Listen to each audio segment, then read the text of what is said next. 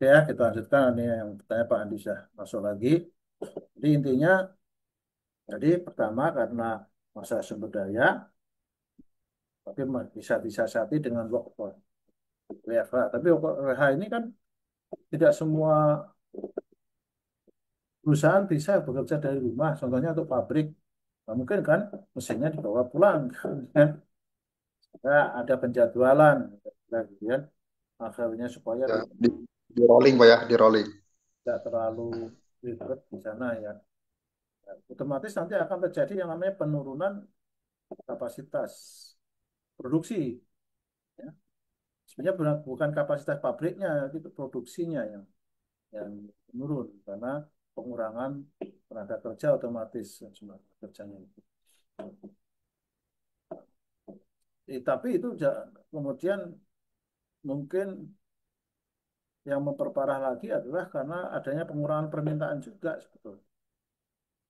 Karena masyarakat itu banyak yang tinggal di rumah sehingga semua kebutuhan yang sifatnya non pop non non non fisik ya, non fisiologis ya, bukan kebutuhan pokok ya.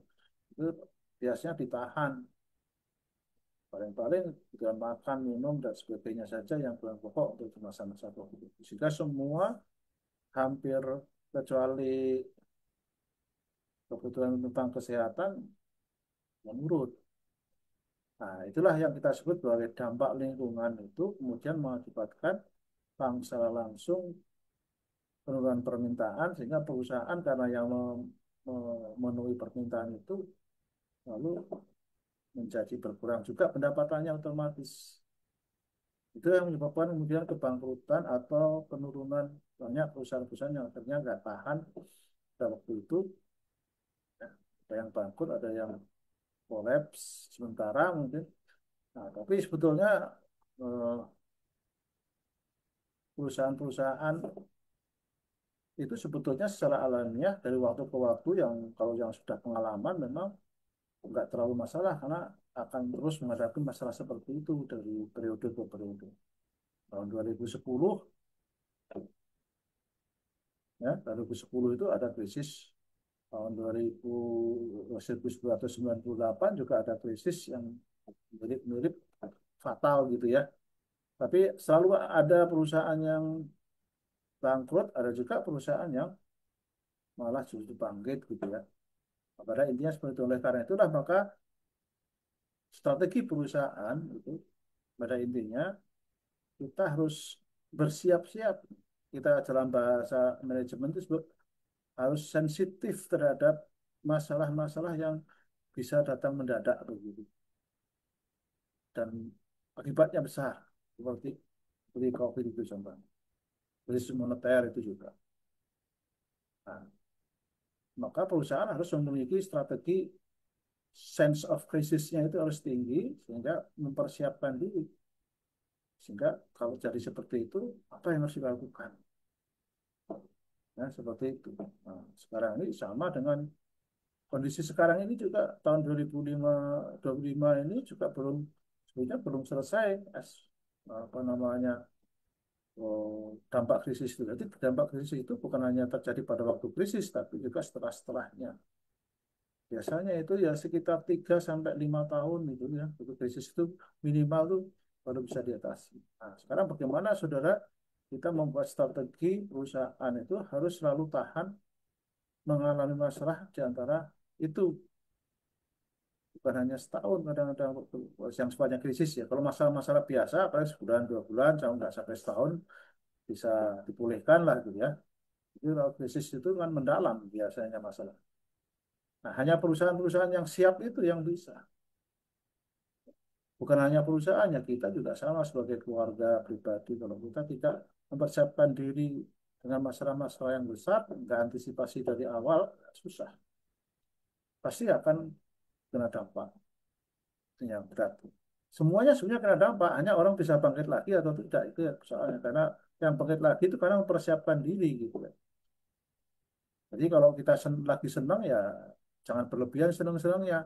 Waspadalah suatu saat akan kita mengalami persoalan yang seperti itu. Hanya orang yang berpikir seperti itu dan dia kemudian bisa mencadangkan sesuatu untuk apabila terjadi kondisi-kondisi krisis.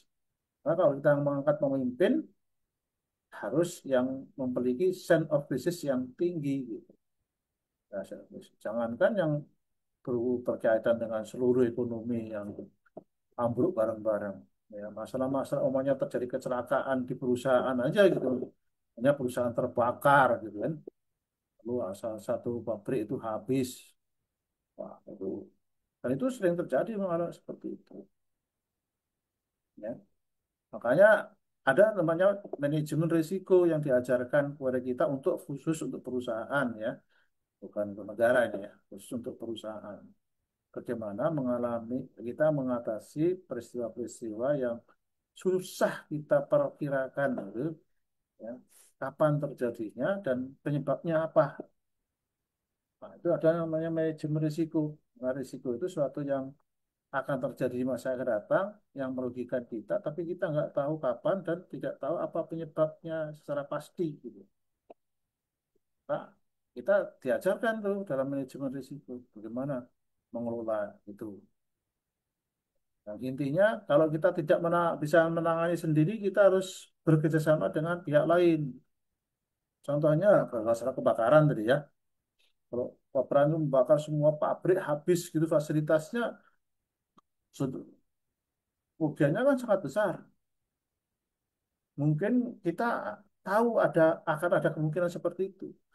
Tapi kalau kita nggak bisa mau menghadapinya juga nggak bisa. Karena kondisi keuangan kita juga nggak memungkinkan kan.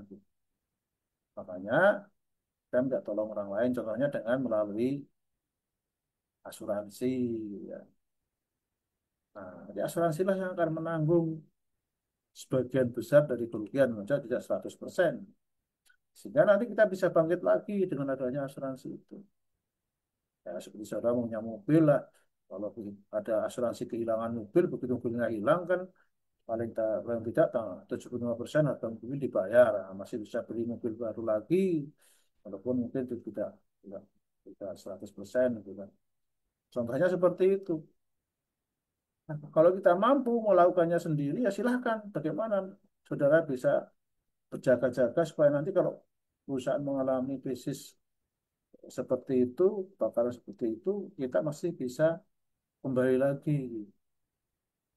Nah, itu namanya juga bisa, itu namanya namanya melakukan sendiri. Jadi risiko itu dikelola sendiri gitu ya, kan dikelola bersama orang lain. Pada intinya seperti itu. Nah, pilihan itu nanti akan dijelaskan dalam manajemen risiko.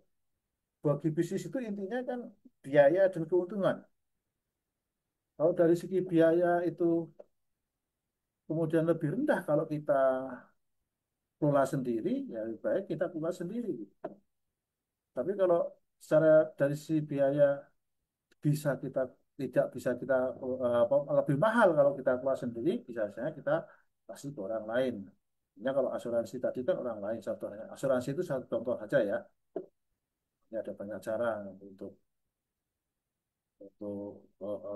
mendiversifikasikan risiko gitu ya, menyebarkan risiko tuh kepada pihak-pihak lain. Jangan ditanggung sendiri ya. Nah, jadi itu seperti itu nanti eh, solusi-solusi eh, umumnya ya, solusi. Kalau detailnya ya selalu berkaitan dengan sebabnya apa. Tapi kalau tadi yang dijadikan masalah itu adalah krisis yang berhubungan dengan COVID ya. Karena COVID itu sebetulnya kan menyerang daya tubuh manusia dan manusia itu akhirnya nggak bisa produktif melakukan pekerjaan ya kalau dari sisi medicine produksi ini ya. Ya, karena punya dengan SDM, makanya kalau perusahaan yang kebanyakan SDM pasti kolaps atau paling tidak kerugiannya besar. Tapi kalau perusahaan yang sudah menggunakan sistem IT, robotik, tenaga kerja nggak terlalu banyak berpengaruh gitu. Jadi yang usaha-usaha padat modal itu nggak terlalu banyak berpengaruh kemarin. Ya berpengaruhnya itu adalah di permintaannya, gitu. Di permintaannya itu. Kalau dia bergerak di bidang kepentingan-kepentingan yang tersier atau sekunder, mungkin pengaruh dari segi permintaan. Tapi secara produksi sih ya sebenarnya nggak terlalu berpengaruh. Nah, hanya ini bagian pemasaran nanti yang jadi repot kalau kemudian permintaannya turun, tapi produksinya tetap gitu ya. Di bagian pemasaran bagaimana caranya bersaing dengan perusahaan-perusahaan ini, ya. Di satu sisi, satu sisi juga perusahaan-perusahaan seperti farmasi justru tantangan baru dengan adanya COVID kemarin itu bagaimana kita menciptakan obat-obat yang kemudian bisa membantu para penderita COVID.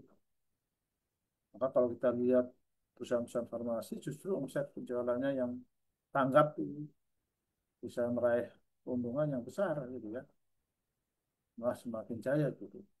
Nah, satu sisi perusahaan-perusahaan farmasi, perusahaan-perusahaan yang terkait dengan apalagi rumah sakit gitu ya, rumah sakit swasta, rumah sakit yang baru perusahaan-perusahaan itu ya, satu sisi itu namanya bencana membawa nikmat gitu ya, bencana membawa berkah. Makanya ya mau usul dalam bahasa agama ya, di balik kesulitan tuh pasti ada kemudahan tuh begitu loh, karena menciptakannya seperti itu. Ya, jadi seperti itu. Jadi cara mengatasinya pada intinya kesimpulannya adalah bahwa kita harus selalu waspada terhadap krisis, sense of krisis gitu ya. Kapanpun dunia ini seringkali secara mendadak menghadapi masalah dan masalah yang berkaitan dengan apa namanya eh, kepentingan orang banyak. Kalau dalam dalam bahasa bahasa risiko itu katastrofis ya, yang akibatnya itu menjadi wabah mana menimpa banyak orang. Nah, hati-hati itu. Nanti dalam manajemen risiko seringkali perusahaan-perusahaan asuransi itu biasanya menghindari untuk menanggung risiko yang katastrofis yang akibatnya meluas kemana-mana seperti bencana, contohnya bencana tsunami, bencana gunung berapi, itu nggak ada perusahaan asuransi yang mau menanggung risikonya. Banjir pun itu nanti ada batasan-batasan. Tidak semua banjir itu kemudian bisa dijadikan eh, sarana untuk saudara mengklaim asuransi. Nah, makanya harus hati-hati itu makanya ketika melakukan perjanjian itu yang jelas. Nah, nanti lebih detail lagi saudara akan dibahas di manajemen risiko pada mata kuliah mata kuliah yang membahas masalah itu. Oke, saya kira itu. Masih ada waktu ini periode kedua ini kalau ada pertanyaan lain silahkan atau dari Pak Andi sendiri mungkin yang masih ada komentar. Cukup Pak, makasih Pak. Yang lain ada?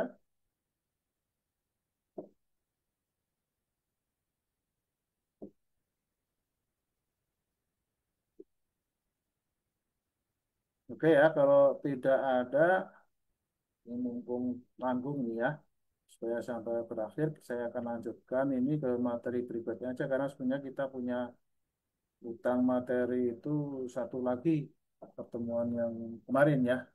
Pertemuan yang kemarin ini, saya juga belum ngirim video, jadi sekaligus ini nanti yang video yang ini untuk kepentingan pertemuan kita yang tujuh ya, delapan ya, Ya, delapan. Oke, ke 8 Pak ini Pak. itu kan fisik ya, itu yang fisik.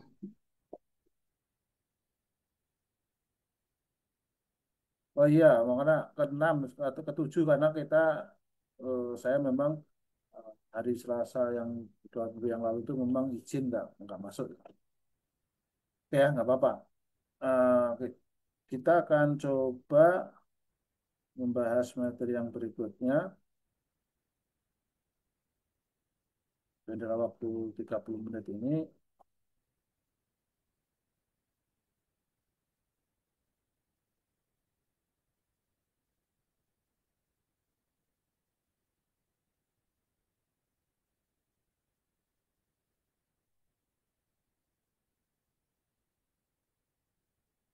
Nah, kalau kemarin kalau waktu kita kuliah itu kuliah fisik itu kita bahas ini ya pemeliharaan apa namanya pemeliharaan ya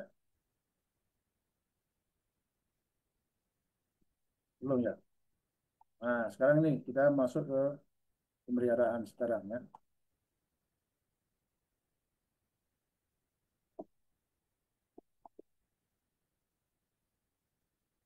Jadi pemeliharaan fasilitas itu terkait nanti dengan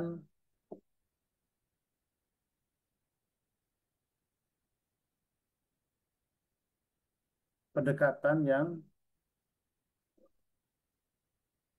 kita ambil ya. Yang terpenting itu adalah pendekatan dalam pemeliharaannya itu. Pemeliharaan itu apa ya? Maintenance atau pemeliharaan itu ya mau mempertahankan sesuatu supaya berfungsi sebagaimana mestinya itu ya. Itu adalah pemeliharaan. Kalau kita punya pabrik, kita punya perusahaan, semua kita punya fasilitas supaya fasilitasnya itu tetap berjalan dengan baik sehingga bisa berjalan secara efektif dan efisien. Sama dengan layout tadi ya. Tujuannya semuanya itu efektif efisien karena semua manajemen itu tujuan utamanya adalah efektif dan efisien ya. Tujuan tercapai dengan biaya semurah-murahnya gitu ya, kira-kira gitu ya. Paling mudahnya diingatnya begitu. Jadi, supaya bisa tetap berjalan efektif dan efisien, maka kita harus melakukan pemeliharaan. Nah, kita tahulah semua fasilitas yang ada itu kemampuannya itu tidak akan selalu bertahan terus-menerus, ya. Pasti ada waktunya mengalami masalah, menurun fungsinya, bahkan sampai tidak berfungsi gitu kan. Apa sih akibat dari penurunan kemampuan atau tidak berfungsinya fasilitas produksi? Ya, yang paling parah adalah produksi berhenti gitu.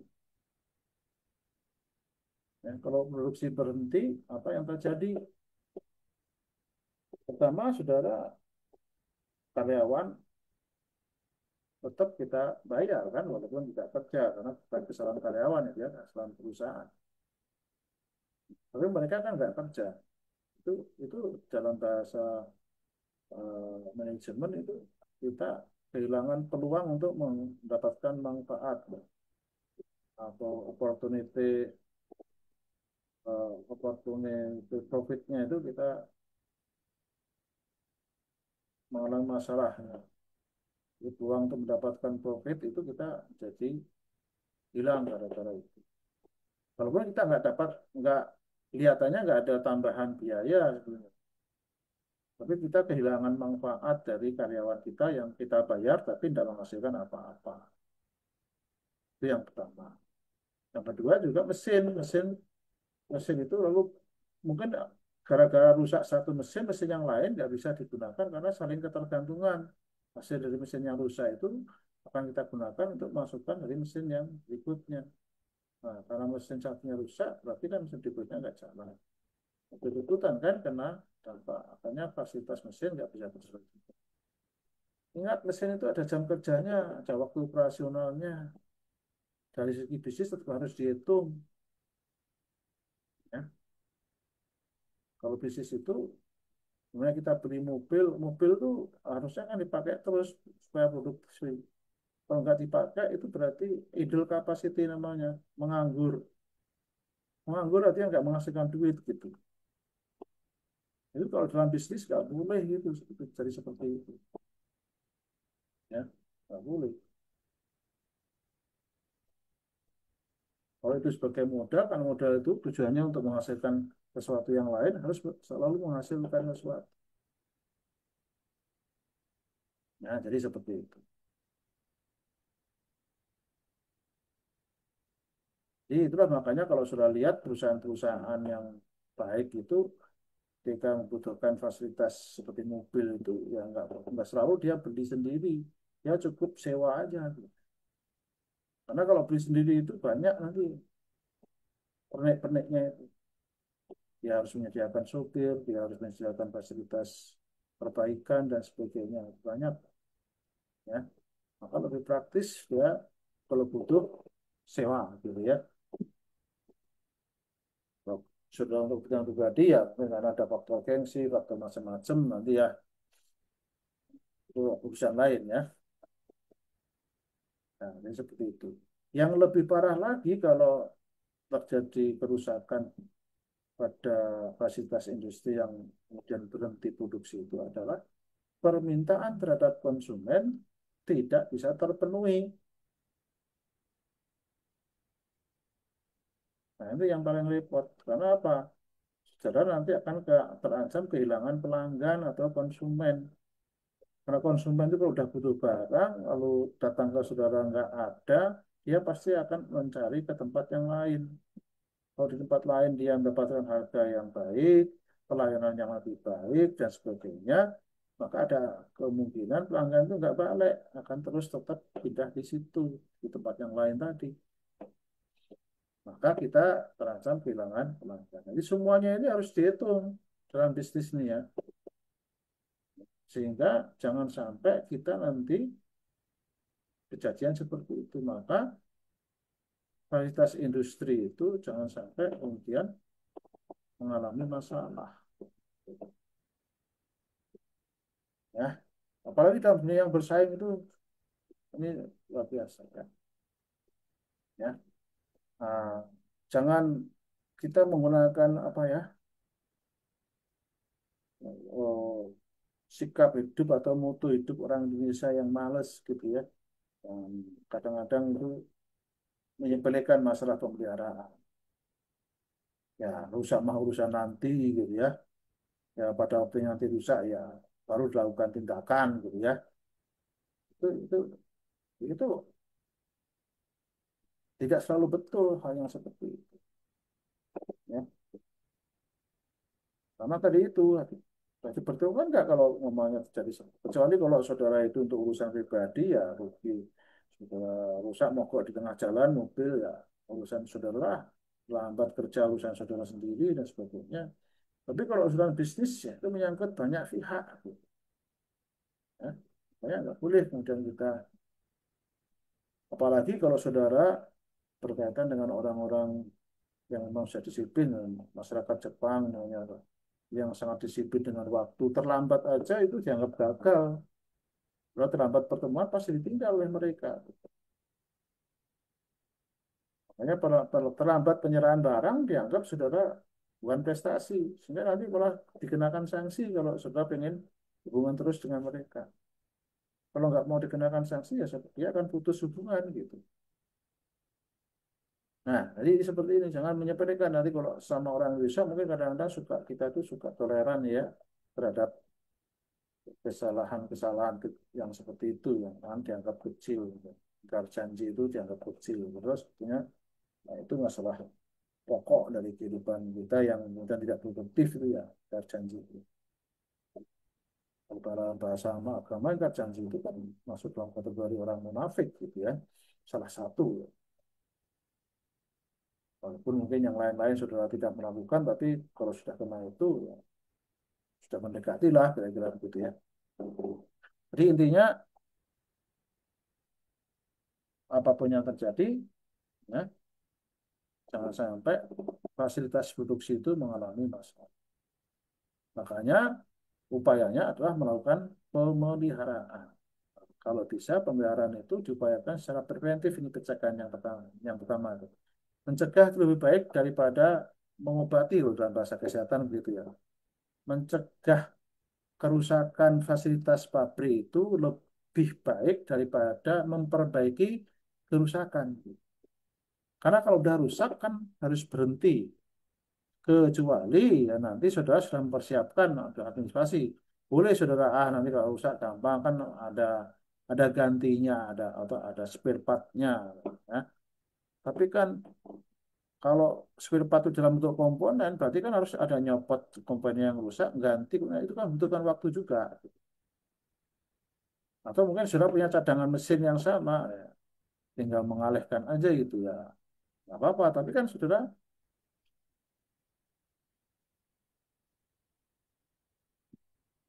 butuh modal yang tambahan untuk menyediakan fasilitas lebih tadi untuk cadangan. Nah, gitu. Nah, itu harus dihitung.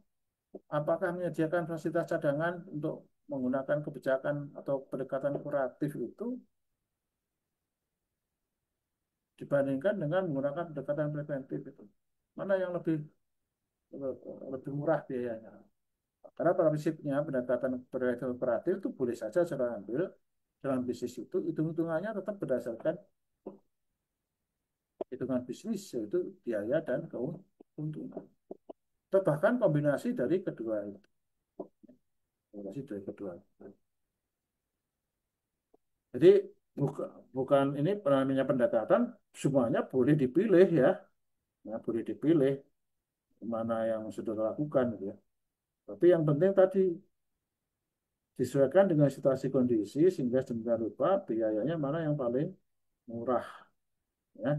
Nah, penghitungan biaya tadi yang kita sebutkan termasuk yang saya jelaskan tadi biaya akibat pengangguran fasilitas dan SDM, biaya akibat karena permintaan yang tidak terpenuhi dan yang lain-lain ada kemungkinan yang lain tadi. Nah itu harus dihitung semuanya. Nah, uh, tapi secara umum kebanyakan orang berpendapat bahwa pencegahan selalu lebih baik daripada perbaikan. Ya, tapi sekali lagi ya bisnis ini nggak kenal istilah umum karena setiap bisnis itu memiliki karakternya masing-masing. Nah, ini penjelasan kita sudah jika nanti sudah jelaskan untuk dia. Nah ini sebenarnya perhatikan tujuan utama intinya ya tujuan utama dari pemeliharaan itu adalah hanya ada dua ini. Pertama, mengurangi frekuensi kerusakan. Frekuensi kerusakan. Mengurangi frekuensi kerusakan. Nah, kalau sudah mengurangi frekuensi kerusakan, tujuannya itu kerusakan jangan sampai terjadi atau jangan terlalu sering, maka saudara harus menggunakan pendekatan preventif dibandingkan yang kuratif. Sehingga supaya tidak terjadi kerusakan. Kenapa tadi mungkin kalau terjadi kerusakan akibatnya kemana-mana tadi ya. Yang kedua itu mengurangi akibat dari kerusakan itu. Ya. Di kerusakan itu kan ada akibatnya tuh ya. Nah, kalau akibat dari kerusakan itu bisa dikurangi, maka mungkin kerusakan itu tidak terlalu fatal akibatnya gitu. Sehingga sudah bisa menggunakan pendekatan kuratif. Ya. Seperti itu intinya ya. Tapi pada prinsipnya kami kalau terjadi kerusakan itu selalu menambah akibatnya. Ini kan selalu yang berturut-turut. Tapi kalau akibatnya itu bisa dia kurangi, walaupun terjadi kerusakan, maka sudah juga akan mengurangi akibatnya itu.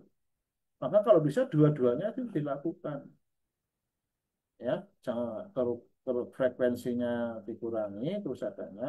Karena kalau zero itu susah ya, walaupun sekarang ada pendekatan Six Sigma yang menggunakan apa namanya kok pengendalian pengendalian itu udah sampai pada zero atau eh, mendekati zero ya, limit zero ya.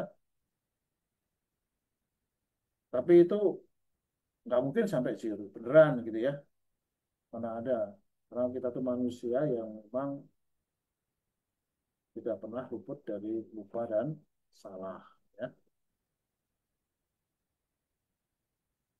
Nah, maka pemeliharaan ini adalah bagian dari antisipasi karena itu ya. Makanya selalu diupayakan.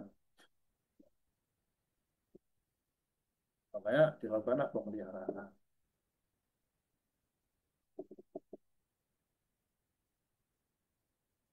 Nah, ini upaya-upayanya sekaligus untuk bagaimana kalau terjadi kerusakan, maka supaya akibatnya tidak semakin parah ya segera dilakukan perbaikan. Ini kadang-kadang kita pun sering kali menunda-nunda perbaikan itu. Sudah tahu kita mobil kita rusak, lalu dibiarkan. Akhirnya nanti rusaknya kemana-mana gitu ya. Kan semakin terparah. Ya. Nah, kemudian kalau di fasilitas pabrik jangan lupa tuh kadang-kadang kita tidak memperbaiki itu karena susah untuk memperbaikinya karena fasilitasnya memang ada di dalam tempat yang susah sehingga perlu waktu yang tepat untuk itu. Nah, itu yang makanya ketika layout usaha tadi diperhatikan ini bahwa pemeliharaan itu menjadi bagian dari yang tidak boleh ditinggalkan untuk dipertimbangkan pada waktu membuat layout. Sehingga kalau kita menetapkan lokasi pabrik itu harus mudah untuk dilakukan perbaikan atau pemeliharaan, ya. Itu salah satunya yang harus kita pertimbangkan. Nah, kemudian penyediaan keluaran alternatif selama waktu reparasi ya. Apa? Kalau ini perusahaan ini lagi diperbaiki, terus solusinya bagaimana nanti supaya tidak akibat-akibat dari kerusakan itu tidak semakin besar, ya. Seperti tadi itu apakah saudara eh, nanti menggunakan jam lembur yang itu menggantikan kerusakan itu atau menggunakan eh, sub sub proyek ya, ya, outsourcing gitu ya dan sebagainya tuh atau tadi ya dengan menyiapkan cadangan-cadangannya persediaan inventory persediaannya itu nanti kita bicara di khusus untuk di Persia. Nah untuk yang ini yang prevensi kerusakan ini ya mau nggak mau kalau supaya nggak rusak ya pemeliharaan preventif dicegah supaya nggak rusak gitu ya.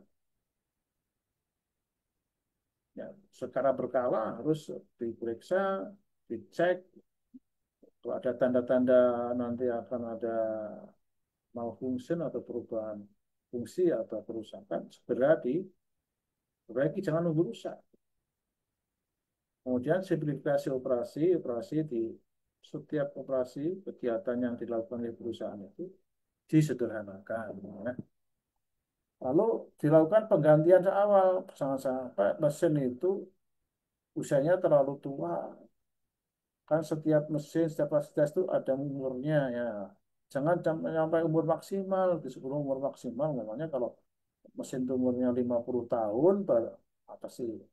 Maka jangan sampai setelah 50 tahun baru diganti gitu, gitu.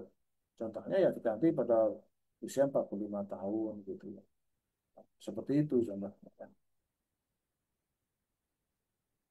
Terus kemudian komponen-komponen juga ini realitasnya keandalannya itu harus diperencanakan dengan baik. Pemilihan komponen dan sebagainya itu kan sering terjadi. Kadang-kadang kita menyepelekan asal aja komponen itu ganti dengan yang abal-abal gitu ya, atau yang KW gitu kan, atau yang bekas gitu. Hati itu. Itu akan menyebabkan kerusakan yang semakin sering karena umurnya tidak lama biasanya atau tidak standar sehingga bisa menyebabkan kerusakan. Jangan lupa operatornya yang menggunakan fasilitas itu dididik dengan baik, kemudian dipastikan dia mengikuti SOP, jangan sampai dia menyimpang. Karena penyimpangan itu terhadap penggunaan fasilitas itu bisa menimbulkan kerusakan. Ya, itulah. Nah, yang terakhir ini pelaksanaannya. Siapa yang akan melaksanakan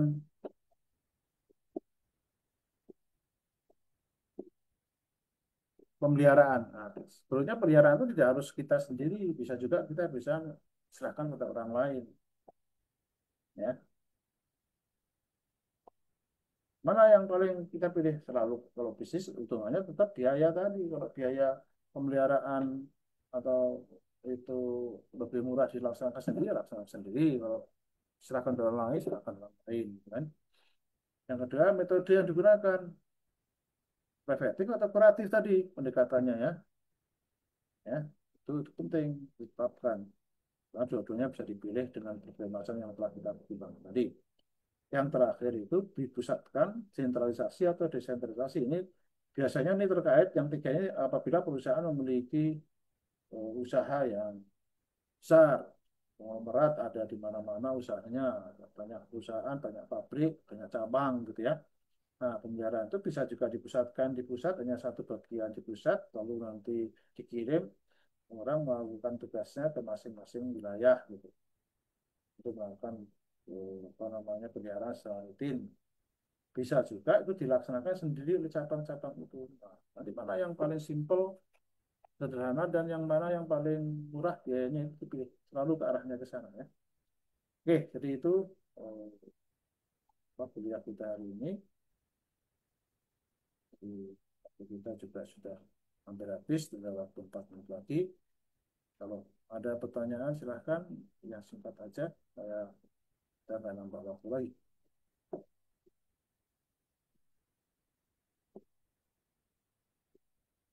Yuk, silahkan. Kalau ada yang mau bertanya.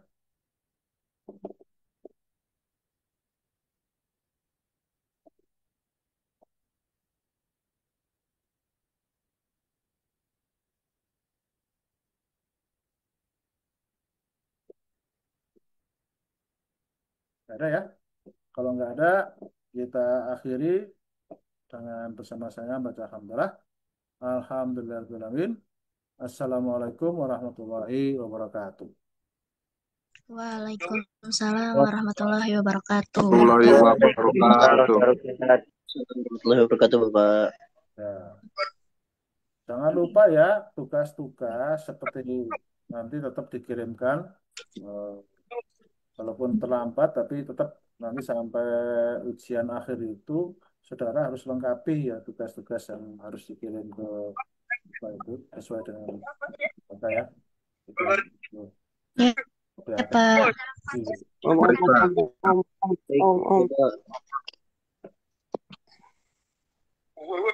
Ini anjir alote.